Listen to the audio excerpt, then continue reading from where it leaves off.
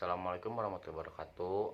Perkenalkan, kami dari kelompok 3. Hari ini kami akan mempresentasikan materi mengenai Pancasila sebagai paradigma kehidupan dalam bermasyarakat, berbangsa, dan bernegara.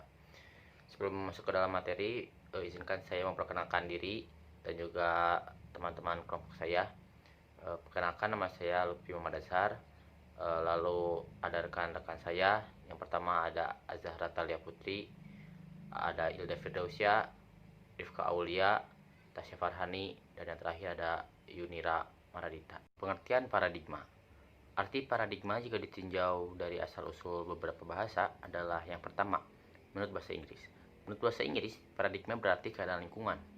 Dan yang kedua, menurut bahasa Yunani, paradigma yakni berasal dari kata para yang artinya di samping, di sebelah, dan dikenal. Kemudian, menurut kamus psikologi, paradigma dapat diartikan sebagai satu model atau pola mendemonstrasikan semua fungsi yang memungkinkan dari yang tersajikan. Pancasila sebagai paradigma pembangunan. Secara filosofis, hakikat kedudukan Pancasila sebagai paradigma pembangunan nasional mengandung suatu konsekuensi bahwa dalam segala aspek pembangunan nasional, kita harus mendasarkan pada hakikat nilai-nilai Pancasila. Unsur-unsur hakikat manusia, monopluralis, meliputi susunan kodrat manusia, terdiri dari rohani atau jiwa dan jasmani atau raga. Sifat kodrat manusia terdiri makhluk individu dan makhluk sosial, serta kedudukan kodrat manusia adalah sebagai makhluk pribadi, berdiri sendiri dan makhluk tubuh. Assalamualaikum warahmatullahi wabarakatuh. Perkenalkan, nama saya Levi Lausya Indarmasya, NPM 2050-30078, akan menjelaskan tentang Pancasila sebagai paradigma perkembangan IPTEK. Ilmu pengetahuan dan teknologi atau IPTEK pada hakikatnya merupakan suatu hasil kreativitas rohani manusia. Unsur rohani atau jiwa manusia meliputi aspek akal, rasa, dan kehendak. Artinya, setiap ilmuwan harus memiliki kebebasan untuk mengembangkan IPTEK, juga harus menghormati dan menghargai kebebasan orang lain, dan harus memiliki sikap yang terbuka untuk dikritik, dikaji ulang, maupun dibandingkan dengan penemuan ilmuwan lainnya. Sila keadilan sosial bagi seluruh masyarakat Indonesia mengkomplementasikan pengembangan IPTEK haruslah menjaga keseimbangan keadilan dalam kehidupan kemanusiaan, yaitu keseimbangan keadilan dalam hubungannya dengan dirinya sendiri, manusia dengan Tuhannya, manusia dengan manusia lainnya, manusia dengan masyarakat bangsa dan negara, serta manusia dengan alam lingkungannya. Terima kasih. Pancasila sebagai paradigma reformasi. Indonesia ingin mengadakan suatu perubahan, yaitu menata kembali kehidupan berbangsa dan bernegara. Terwujudnya masyarakat madani yang sejahtera, masyarakatnya bermartabat kemanusiaan, yang menghargai hak-hak asasi manusia, yang bermoral, yang religius, serta masyarakat yang memiliki adab dalam kemanusiaan. Reformasi adalah pengembalian tatanan kenegaraan ke arah sumber nilai yang merupakan platform kehidupan bersama bangsa Indonesia yang selama ini diselewengkan demi kekuasaan kelompok tertentu, baik pada masa Orde Lama dan Orde Baru. Proses reformasi, walaupun dalam lingkup pengertian reformasi total, harus memiliki platform dan sumber nilai yang jelas dan merupakan arah, tujuan, serta cita-cita, yaitu nilai-nilai yang terkandung dalam Pancasila. Perkenalkan, nama saya Tasya. Saya akan menjelaskan Pancasila sebagai paradigma pembangunan politik, ekonomi, sosial, budaya, pertahanan, dan keamanan. Pembangunan pada hakikatnya merupakan suatu realisasi praksis untuk mencapai tujuan seluruh warga harus mendasarkan pada hakikat manusia sebagai subjek pelaksana sekaligus tujuan pembangunan. Hakikat manusia adalah monopluralis, artinya meliputi berbagai unsur yaitu rohani jasmani, individu makhluk sosial, serta manusia sebagai pribadi makhluk Tuhan Yang Maha Esa. Oleh karena itu, hakikat manusia merupakan sumber nilai bagi pengembangan Polek Sosbud Hankam.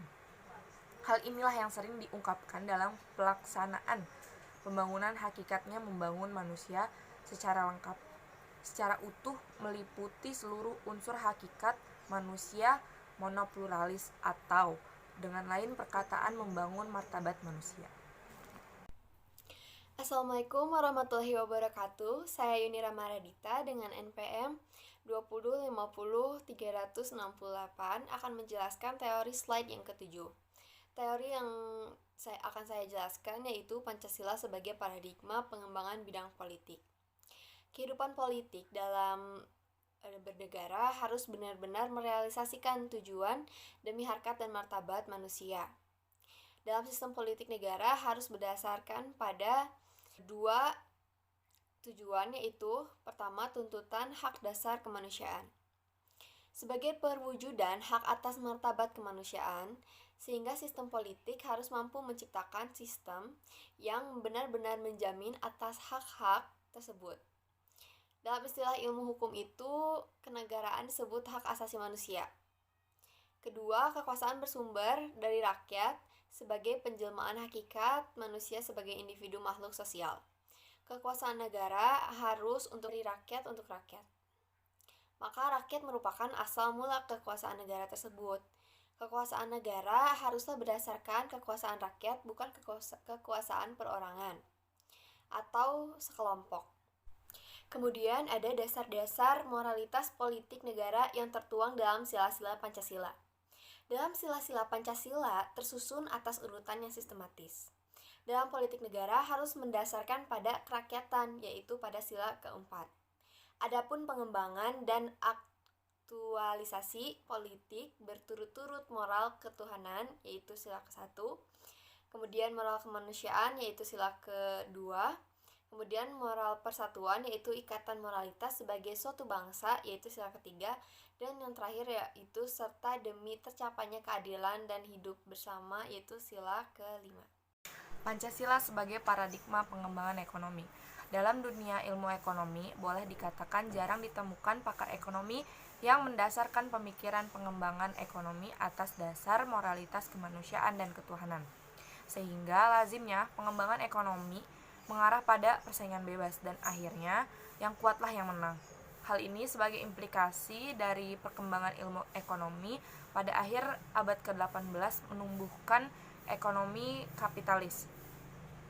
Lalu atas dasar kenyataan objektif inilah maka di Eropa pada awal ke-19 muncullah pemikiran sebagai reaksi atas perkembangan ekonomi tersebut, yaitu sosialisme, komunisme yang memperjuangkan nasib kaum proletar yang ditindas oleh kaum kapitalis. Oleh karena itu, kiranya menjadi sangat penting bahkan mendesak untuk dikembangkan sistem ekonomi yang mendasarkan pada moralitas humanistik ekonomi yang berkemanusiaan. Selanjutnya adalah Pancasila sebagai paradigma pengembangan sosial budaya. Paradigma pengembangan sosial budaya ini terbagi menjadi 3. Yang pertama adalah dalam proses reformasi dewasa ini, kita sering menyaksikan gejolak masyarakat yang jauh dari nilai-nilai kemanusiaan yang beradab. Tidak mengherankan jika di berbagai wilayah Indonesia saat ini terjadi berbagai macam gejolak yang sangat memprihatinkan. Antara lain, amuk massa yang cenderung anarkis dan bentrok antar kelompok masyarakat yang muaranya adalah masalah politik. Yang kedua, perbenturan kepentingan politik demi kekuasaan sehingga masyarakat sebagai elemen infrastruktur politik yang melakukan aksi sebagai akibat akumulasi persoalan-persoalan politik. Anehnya, suatu aksi yang tidak beradab, tidak manusiawi, dan tidak humanis tersebut senantiasa mendapat afirmasi politis dari kalangan elit sebagai tokohnya. Demikian pula meningkatnya fanatisme etnis di berbagai daerah mengakibatkan lumpuhnya keberadaban masyarakat. Dan yang ketiga, ini menjadi tugas yang maha berat bagi bangsa Indonesia pada pasca reformasi dewasa ini untuk mengembangkan aspek-aspek sosial budaya dengan berdasarkan nilai-nilai Pancasila yang lebih terinci berdasarkan nilai-nilai kemanusiaan, nilai-nilai ketuhanan, serta nilai keberadaban. Pancasila sebagai paradigma pengembangan kehidupan beragama. Pada proses reformasi dewasa ini, di beberapa wilayah negara Indonesia masih terjadi konflik sosial yang bersumber pada masalah SARA, terutama bersumber pada masalah agama. Hal ini menunjukkan kemunduran bangsa Indonesia ke arah kehidupan beragama yang tidak kemanusiaan dan menunjukkan betapa semakin melemahnya toleransi kehidupan beragama yang berdasarkan kemanusiaan yang adil dan beradab. Pancasila telah memberikan dasar-dasar nilai yang fundamental bagi umat bangsa Indonesia untuk hidup secara damai dalam kehidupan beragama di negara Indonesia. Manusia adalah sebagai makhluk Tuhan Yang Maha Esa. Oleh karena itu, manusia wajib untuk beribadah kepada Tuhan Yang Maha Esa dalam wilayah negara di mana mereka hidup. Namun demikian, Tuhan menghendaki untuk hidup saling menghormati, karena Tuhan menciptakan umat manusia dari laki-laki dan perempuan, ini yang merupakan berbangsa-bangsa, bergolong-golong, berkelompok, baik sosial, politik, budaya, maupun etnis tidak lain untuk saling hidup damai yang untuk berkemanusiaan. Untuk pembelajaran hari ini dicukupkan sekian sampai di sini. Mungkin itu saja yang bisa kami sampaikan. Semoga apa yang bisa kami sampaikan bisa bermanfaat bagi kita semua. Wabillahi taufiq wal hidayah. Wassalamualaikum warahmatullahi wabarakatuh.